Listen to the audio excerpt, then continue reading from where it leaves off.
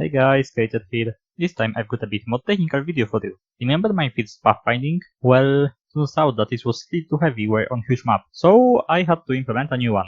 This time I went for more baked paths than dynamic pathfinding, and I think that it's interesting enough to cover in my devlog. The goal was to create a path just around rooms. It's obviously not the shortest possible path, but in this case, I don't need it to be the shortest. So let's go step by step on how I managed to achieve it.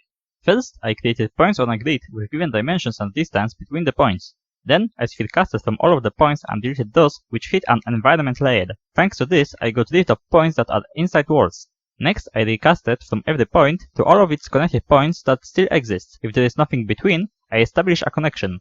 Theoretically speaking, now I've got a grid that I can pathfind on. But I wanted to go further into it, so I deleted all the vertices that are connected to 8 more vertices, and in which all of the vertices were connected with at least 2 other vertices. So I've got something like this. As you can see, it's starting to get in shape of what I first imagined. But if you look closely, there are still unnecessary verts that I can get rid of. So I went back into coding and tried 2 or 3 different methods, which worked almost perfect. Almost, because they were removing articulation points. For those who don't know what it is, in simple terms, it's a vertex in a graph that when you remove it, it splits a graph into 2 separate graphs. Of course, there are well-known algorithms for checking if a vertex is an articulation point, but they were kind of overkill for me, so I took one of them and simplified it a bit. Here's the thing.